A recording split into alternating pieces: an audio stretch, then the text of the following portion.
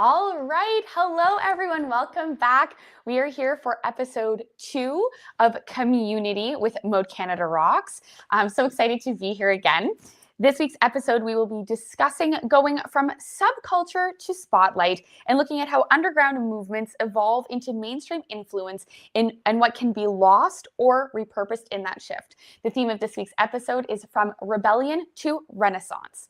For this week's episode, we are joined by Benjamin Von Wong. He's a multidisciplinary visual artist and activist known for turning recycled materials into powerful, large-scale installations. His work sits at the intersection of climate action and social justice and often invites entire communities to take part into the creative process. We are also joined by Celia Sears, founder of Show Division, a backstage beauty agency redefining industry standards since 2015. Celia has worked with some of fashion's biggest names while championing true inclusivity across all hair types and skin tones. And through her inclusive salon initiative, she's helping push that change even further. And last but certainly not least, we have Refaya Turshin, a Canadian Bangladeshi artist, designer, and photographer whose work blends fashion, architecture, and image making. Through sustainable materials and experimental techniques, she creates pieces that explore movement, structure, and a more intentional future for fashion. So excited to be joined by these three amazing guests. So I want to start off with the first question, but we're going to get everybody in the chat room now. Awesome. I see Celia there, Refaya, and Benjamin. Hi, everyone. Such big fans of your work. I've learned so much in doing the research of the few of you, but I will say I did see Benjamin's work at Arcadia Earth, and Refaya, I've seen some of her fashion shows. So Celia, you are the powerhouse that I needed to learn about for this episode, and I'm so excited to be chatting with the three of you today. I want to start off with a general question for everybody, and Celia, I will start with you. How have you, in your practice, shaken the norms, subverted expectations, and even changed the game? Well, first and foremost, thanks for having me. How have we changed the game? I think what we've tried to do and what we continue to move forward with is just this idea of inclusivity and what it actually means, and trying to move forward with intention. And the intention is to make sure that everyone can work on everyone. And in that journey, which we started probably back in 2020, we basically just decided it was time, from my own personal experience from being a model many years ago to continuing being backstage and seeing some of the same issues coming up again and again. Models of color who were having issues in terms of professionals doing their hair, issues in terms of having the right skin tones matched. And I just thought it's about time. I mean, at a certain point, you just decide that's it. Either you take a stand or you continue with the status quo. And I decided it was time to at least take a stand and say, hey, you know what? There are some unjust things happening, and let's try to address it as a fashion community. 100%. And I mean, I even wrote an article recently about somebody in the theater industry here in Toronto who was saying that, you know, they're experiencing these same things today in 2026. And not to jump ahead, but I will be asking you more obviously about this and where we are at today versus the past. But it is shocking to still hear people who aren't being skin matched or having negative experiences with makeup artists, hairstylists, stylists, what have you, because of their ethnicity, their race, or how even they identify, and not finding that person to make them look and feel their best. And it's amazing, as we saw your accolades go by, that you are the person, you know, championing that change, not only in Canada, but abroad, which we will get into, which is so exciting. Refaya, I'll ask you next. How have you, in your art practice, shaken the norms, subverted expectations, and changed the game? So this is a very important question. First of all, thank you for having me in the show. It's a pleasure to be here with all of you. the way it has shaken the norm is since I work with organic waste and just a couple of days ago we celebrated Earth Day, and I believe those initiatives for artists and creatives out there, that's where we all come together and do something beneficial. So, for example, this photo shoot that I had at the Element with the theme Element, this was done at the Selfie from the Six studio in Toronto. The host of this photo shoot was Laura. She's the model on the very right. She and I worked together on this, and I was able to paint a yoga ball that I purchased like a planet. I wanted to enlarge the concept of planet where it could be interacted with by my models. So that's when I set up this photo shoot, and it was done to promote Earth Day and also to raise the awareness in the fashion industry to step up and work with eco-textile and norms such as historic materials that I work with, Dhaka muslin, which is a legacy in Bangladesh. That's where I'm from. And on top of that, I also work with upcycling. These are all sort of playing as a common sense to my consumers and viewers and people who support this type of art. So that's where I feel that's where it has sort of shaken the norms. 100%. It definitely has. Kudos to you. I feel like I've been in the room for some of these moments, so it's so exciting to see them play back. And major congratulations. And I also feel like your painted yoga ball is almost a perfect segue into Benjamin and how you've shaken up the game with your art practice with these amazing installations that I've had the pleasure of seeing in person. Yeah, it's really interesting to think like, what have I, like this idea of changing norms is something that is a tall claim, right? Like, I'm not sure like I've managed to do that, but in the art that I try to do, it's always been about trying to fuse fantasy and impact by making boring topics like waste more interesting and exciting. And so for those who don't know the work that I've created, I'm not sure exactly what you're going to show on screen here, so it's like a little bit of a surprise. I've created these like giant sculptural pieces that are multi-story tall to highlight environmental issues. So this is like a little piece of a biodiversity Jenga installation that we made that was 2.5 stories tall at the UN Biodiversity Conference, where 24,000 delegates from 193 different countries came together to talk about biodiversity. And so it's like, how do we not only bring art to places where art is not normally present, and how do we find ways of capturing these complex abstract issues in a way that can engage people in different ways has been the name of the game.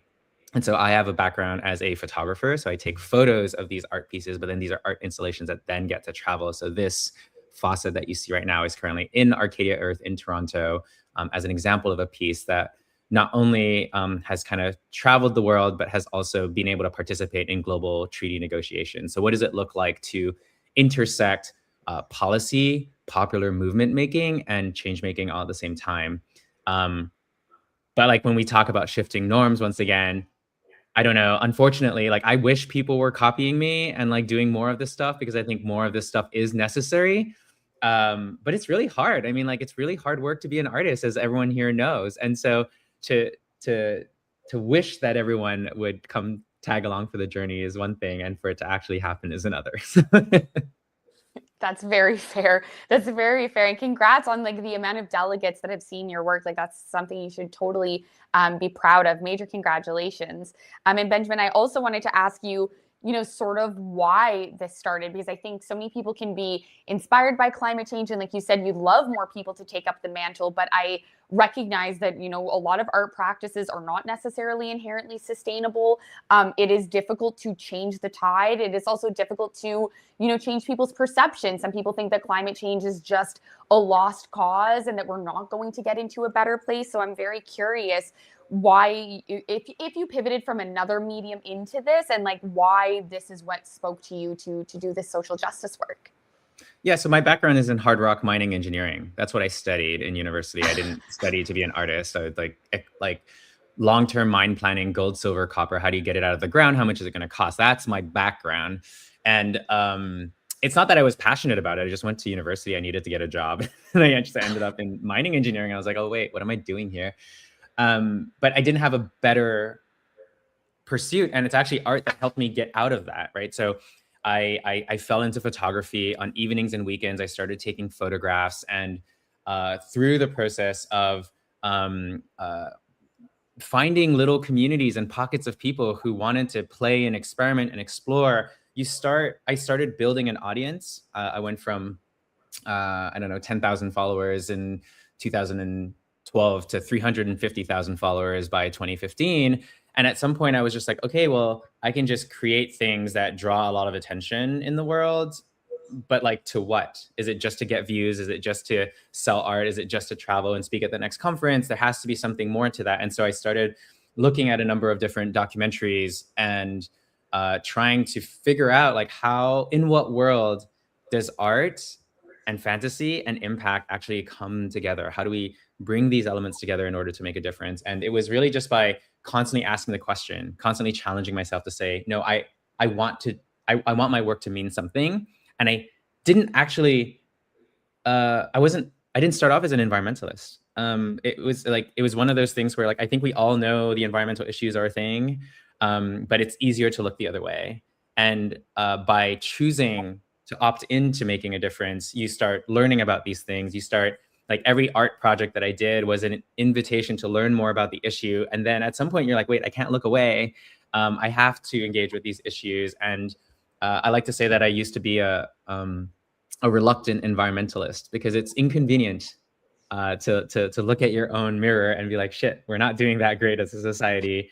How can we do better? And so I've been on that journey of, shifting from not being aware to being aware to being aware to getting engaged to then feeling the burden and weight of duty of trying to make a difference and feeling like nothing you do is enough, to now finally arriving at a point of saying, no, actually, this work has to come from a place of love. Like, we have to feel the privilege of being able to rise up in this moment of saying, hey, how lucky are we that we can have the opportunity to affect the world in a way that feels important to us, and that we can infuse our craft with meaning and purpose. Like, what a gift to be able to do that. And that's sort of like where I'm at right now, and would love to invite others to also join on this journey if you're not there yet.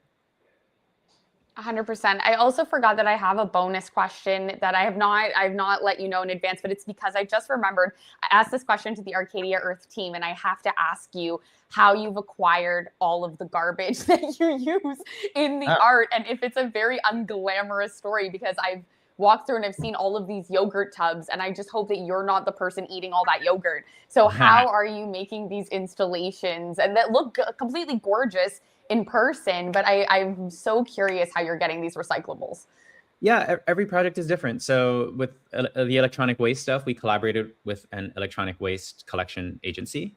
But with the plastics that you saw at Arcadia Earth, those were actually all community collections. So we actually collaborated with a nonprofit, and for like a month, we invited people to drop off their ideally cleaned plastics with us so that we could string them all together and convert them into art. And so it really depends on the project. We go, like, I think every art project is an opportunity to engage community, in my case. And so we try our best to figure out who wants to collaborate and be a part of this, because it's just an excuse to get involved.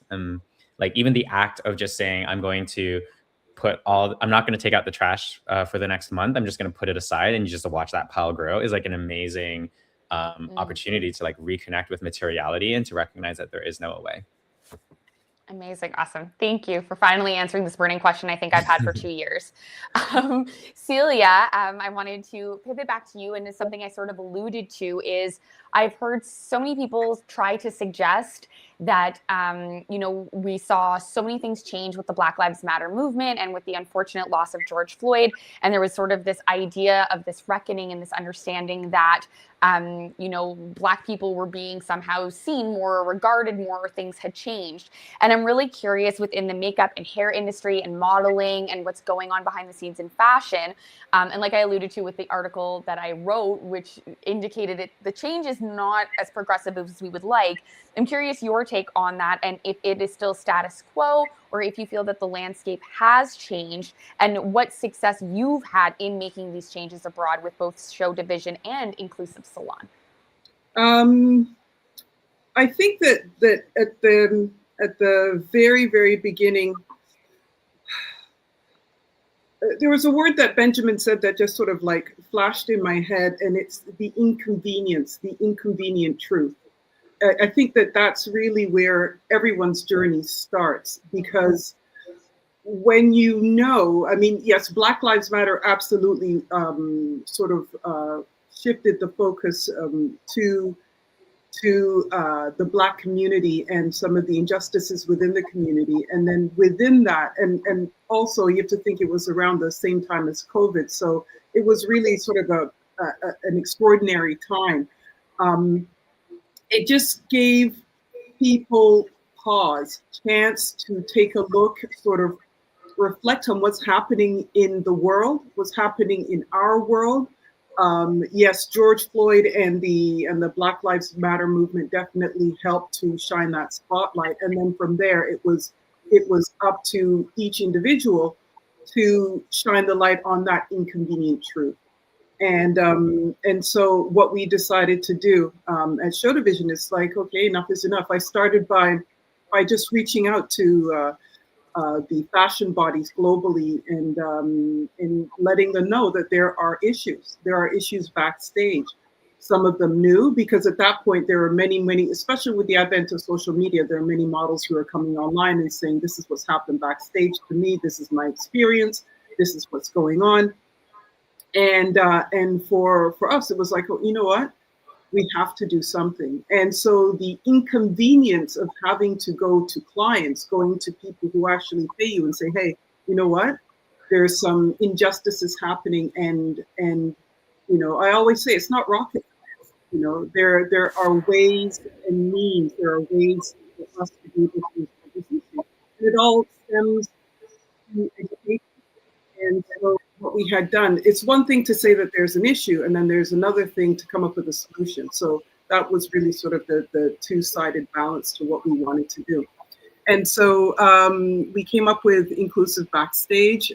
This was a concept and a masterclass that we had created for those who are working backstage, for them to be able to learn how to work with textured hair, and darker skin tones, and those were the benchmarks for us. This is the basic. When you have professionals come in to work on major brands backstage, the whole idea of them being professionals means that they should be able to work on everyone.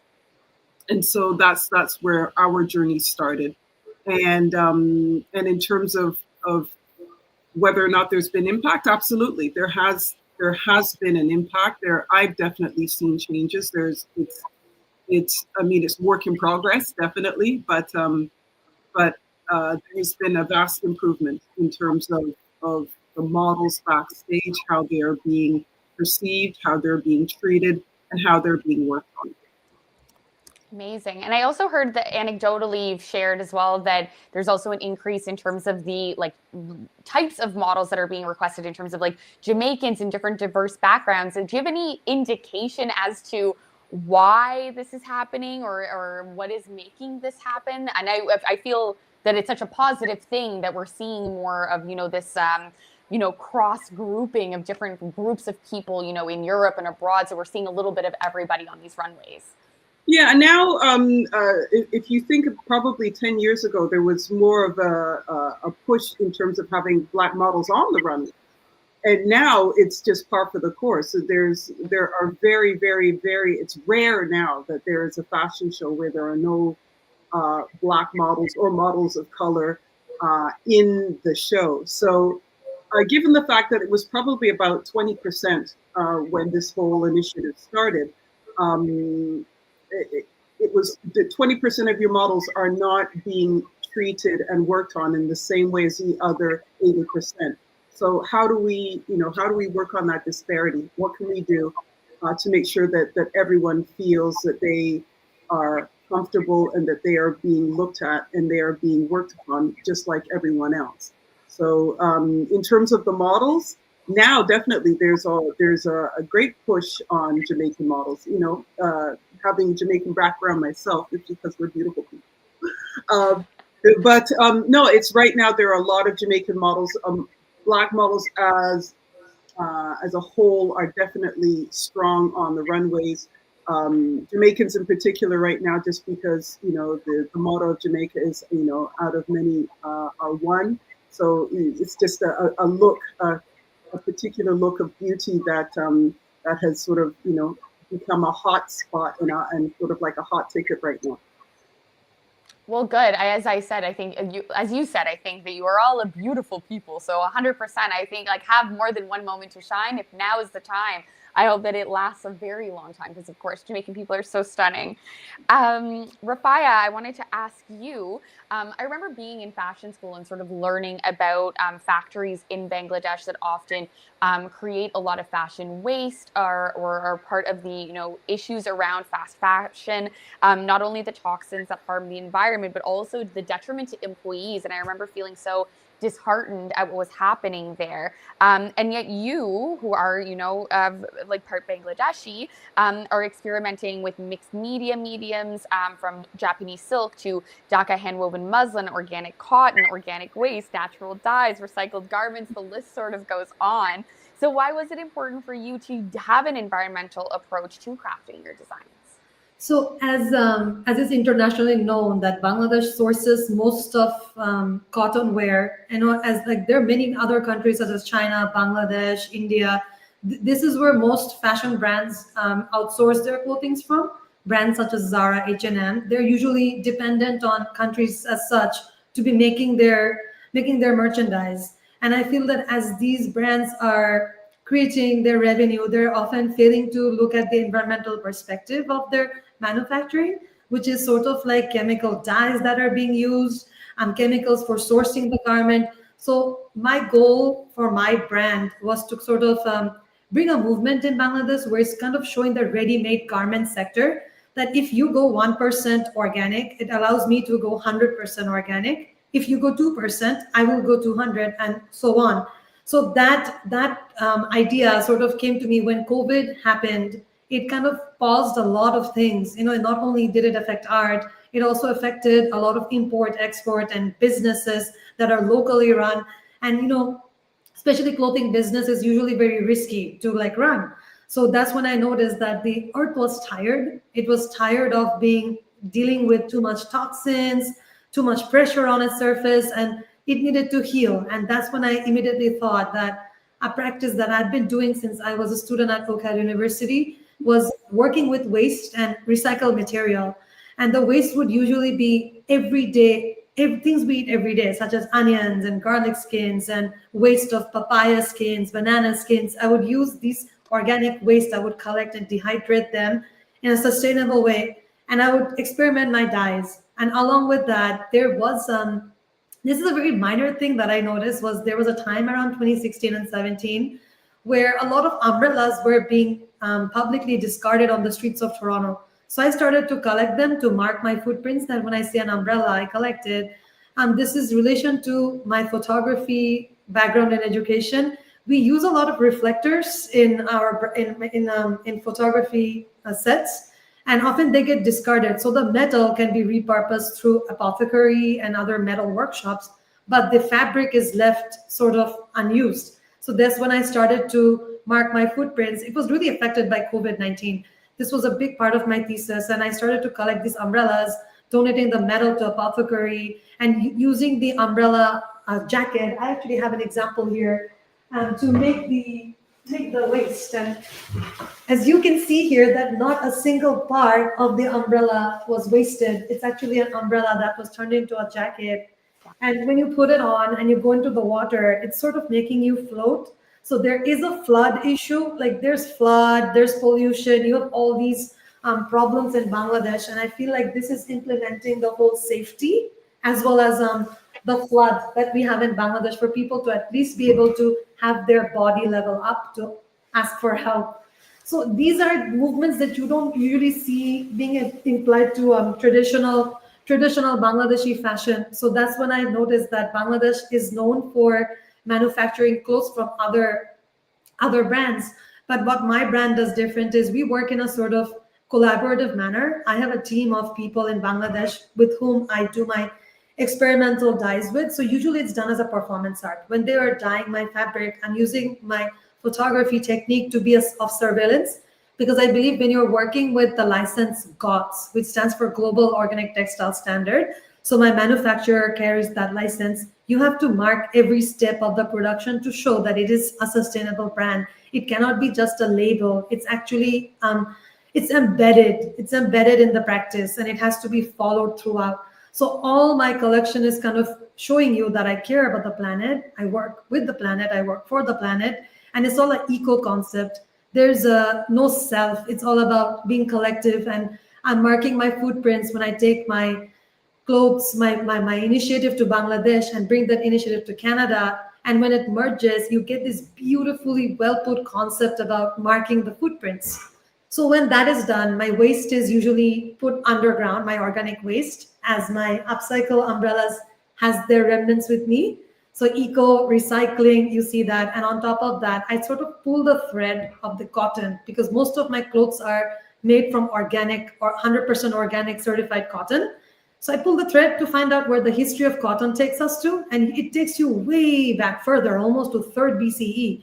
And back then you did not have garments. You had woven, like chakras. You would use those charkas to spin and weave the fabric. You didn't have factories and machines that we have today. So textiles was seen a lot differently. And one of the most amazing legacy we have in our country is the Dhaka muslin. This was very famously worn by the Mughal emperors, elite royalties such as Queen Mary Antoinette, Josephine Bonaparte, Mughal Emperor Aurangzeb, and Nawabs of Bengal. They're elites of Bengal, Bangladesh, and the Bengal. Back then it was one part. So I feel like once the fast fashion came to play, and it was kind of targeted by the British to exploit it. Like my country had gone through a lot of pain in that production, where it was sort of taken away out of jealousy that it was doing so well and so much wanted in other part of the world, that it ended up completely being stopped 200 years ago. So it was 2014 when the Bangladesh government started to inaugurate the research of Bangladeshi muslin. And I decided to not take part politically and governmental ways. I had to do my own research, and I found out this is bigger than it's expressed. It actually ties to a lot of royalty, a lot of practice, a lot of different even classes of people too. Like you've got indigenous people also in the country that are kind of embedded on this practice. Bengal is a big state at the time. So there were a lot of different types of people involved, different type of dynasties, different heritage of people. So I feel like this muslin fabric plays like a fishnet around the world, since Bengal had their own thing. It was first invented in Iraq. So it's kind of like a fishnet all around the world, and we have our own take and initiative to it. So this heritage, the eco practice with the waste and the upcycling, it's all targeted towards zero waste, to really be admired, to have the admiration towards everyday products, and to love the planet. I actually have a saying in my brand that we say, ever wonder why you're here today? While you ponder, allow me to share something with you. I feel that Mother Earth pulls me with a cotton thread. She pulls me closer to her than anyone. In life, some will be there for you. Meanwhile, some won't. But no matter how high you jump or try to part ways, she actually pulls you closer with her gravity. So you should love your planet, because it shows you your birthplace could be anywhere in this universe, but the planet Earth chose you. So as much as you appreciate it in photos, in AI images, or from the aircraft, when you're grounded on her surface, the more we do for her, the more we return to everyday life practices. And even fast fashion should be taking notes on that. Like when you're making the garment, a lot of hands are going into it, and it's done on the planet. Everything's done here. So we need to be more courageous to how everyday, like where the fabric's coming from, where it's made, where it's produced, all grounded. You know what I mean?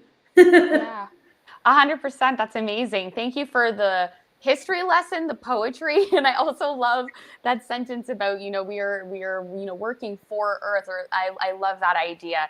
Thank you so much, Refaya. We're already at our last question. Time together has flown by, and I'm going to add a little bit of a part 2 to it. And Benjamin, I will start with you. I feel like you're all starting your own small rebellions to create resistance and renaissance, and in positive ways, of course. So I'm curious, Ben, what legacy do you hope to leave with the world through your work? And if you had any call to action to anyone listening as how they could do their part as well. Yeah, legacy is an interesting one, because like we don't write our own legacies. It's sort of others that write it. And in some ways, like I don't know. The impact of art is so intangible. Like you just don't know. And I'll hear these stories every so often. Like, I don't know, there'll be like a high school student that will like write me a message because the teacher is showing my work in the class, but like I would not have known if they hadn't written me. And so I think I don't spend that much time thinking about legacy. I just simply think about like, am I actively participating in creating the world that I want to see exist in this world, or am I like actively working against it? And it is a hard thing to do because we live in a world and society that I think in so many ways does not embody the like sort of like pro-social, pro-human, pro-environmental values. And so but we're trapped in this world, and that like we were born into it. And we have in this moment in time this unique opportunity to figure out how we want to shift things, right? We might not be able to control everything that the world is doing, but we can show up. We can choose how we show up in our like everyday micro and macro interactions, in the direction that we choose to point ourselves, in the products we choose to build, the stories we choose to tell, and the way we interact with people. And that is like solidly within our control. And so I don't know if I really think it's about like the big hero's journey and how we're going to save the world and like one person's going to come in, but more like the role that we play within an ecology. Like, do we want to be an invasive species, or do we want to be like a generative species where like our movements through the world, the ripples that we have, are like net positive or net negative? And with the full understanding that we're not going to be perfect. Like nothing we do is ever going to be good enough. And we're kind of set up to fail. Like this whole world is set up to help us make the worst possible decisions, because the worst things are the cheapest things, right? Yep. Fight against that and be graceful with ourselves and those around us, and try to like gently lead that world. And so, sometimes it's funny to be on these panels because we're supposed to be these leaders that like have it all figured out. But I think I would be like the first to admit that like I don't really know what the answers are, but I am trying every day to be the best version of myself. And I think if we could all aspire to do that and to invite the world that we want to see exist in this world, then all the rest can happen. And you don't have to be an artist. You don't have to be a lawyer. It kind of doesn't matter what you are. It's more like who you are and how you show up, and just invite everyone to like lean into that sense of empowerment that like we do have agency, we do have control, and we can choose how we show up in this world. And if like we all did better, something better could happen from it. And to not shy away from the discomfort of not knowing. I mean, like it is a really hard time to be a human, and really hard to know what is the right thing to do.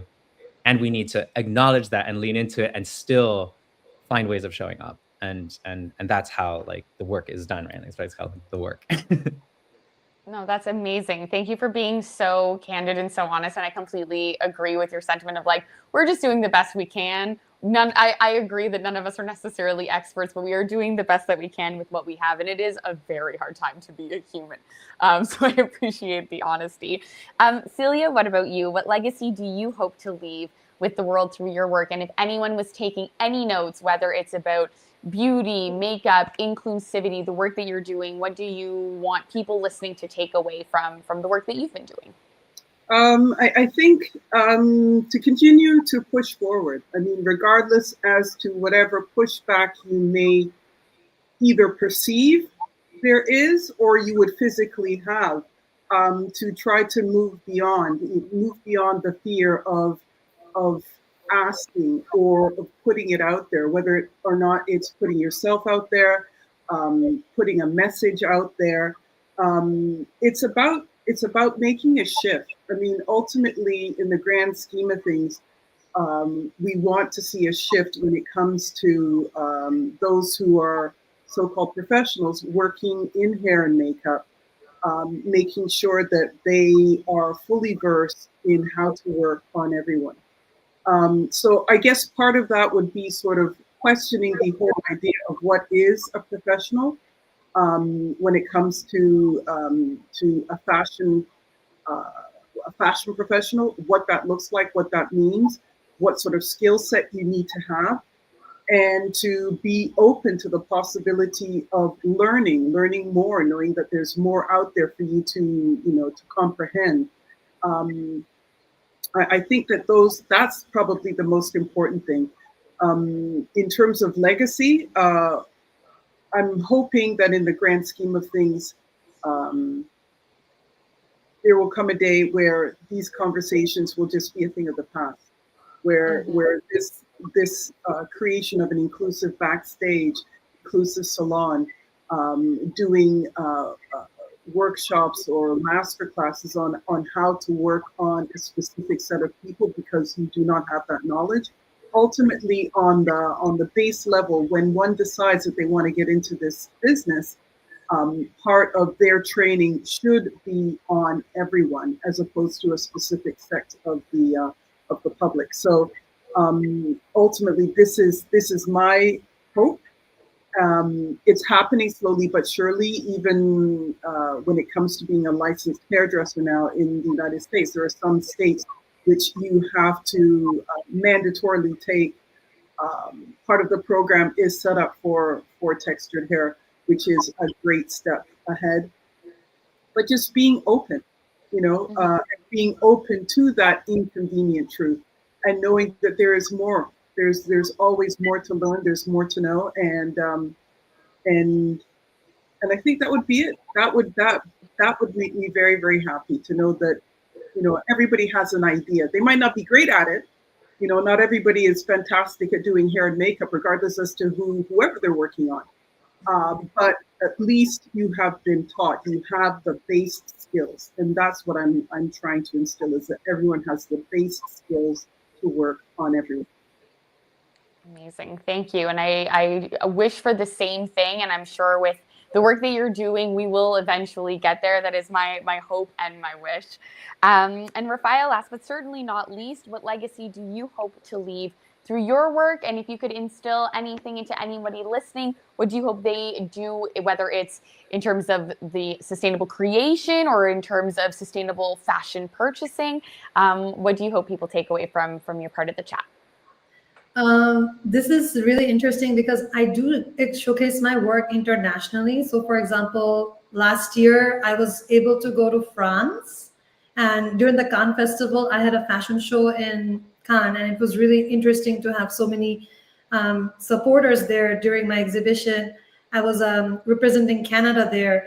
So in that exhibition, I kind of highlighted how the indigo that I worked with in my collection was actually inaugurated back in Bangladesh by a Frenchman. And I sort of talked about how really abstract things such as how Canada and France and Bangladesh, three of them have the color red, is sort of representing pride and strength and blood. Somehow we're all connected here. And it's messages like that. And I also want to talk on behalf of Celia. Am I pronouncing your name right? Celia. Yes, you did mention about working with fashion models and backstage with hairstylists and also hairdressers and makeup artists.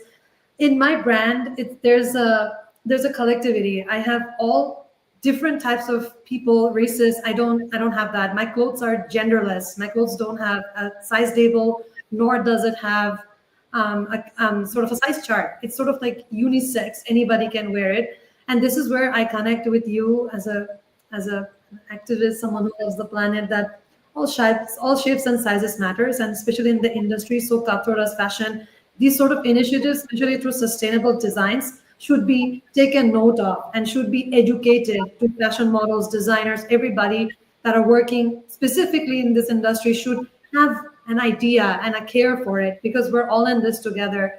And other than that, my initiative also took me to Bangladesh, where I actually went there earlier this year. I had an exhibition on April the 12th at the BUFT, Bangladesh BGMEA Fashion, University of Fashion and Technology, where I had an exhibition with students. And it's usually morality focused. Since that university students are working with fashion and technology, I remind them not to be mainstream about what's trending out there, like cheap fashion and stuff like that, and to be rooted, to always go back to their roots, to work with their roots, because that's where I believe your legacy lies, is who you are and how you express yourself in your work.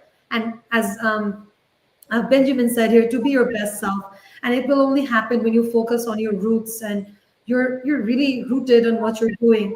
And this is the legacy I want to leave, is for youth to be taking this initiative forward. We started it, and you take it forward with us. We need more like-minded people to be on board, So this is basically what I'm asking all my supporters here, anyone that's watching, that be sure to love your planet. It's a beautiful place. You don't have any other planet like Earth. This is where we are, whether you're a fashion designer, makeup artist, models are walking their footprints in my brand. They're making their own statements since I utilize the waste in Bangladesh. When the models are on the stage, they're walking bare feet. And that's where I'm actually showing themselves raw in their pure form. And in that look, you're getting to see hair, makeup, clothing, the model, their statement. And I think that when you express sustainable art and fashion that way, it has more value than, sort of hype. Absolutely. Thank you so much. And I love the way that you all sort of mesh and work together, but in different ways in terms of this theme of the episode. And I hope that people watching are leaving feeling hopeful and inspired. I think, like Benjamin said, we might not have all of the answers, but I think you're all doing such pivotal, amazing work to love either your planet or the people that are on the planet in so many different ways. You are all champions of what I hope to be a renaissance in terms of seeing the world in a happier, healthier, and better light. So I want to thank you all, Ben, Celia, and Refaya, for your time. It was an amazing episode, and I'm so honored to be able to host such a great conversation.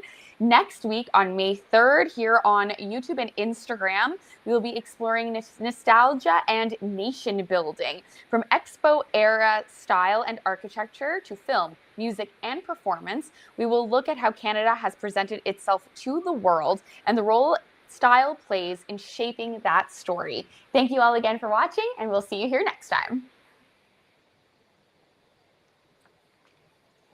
Thank you.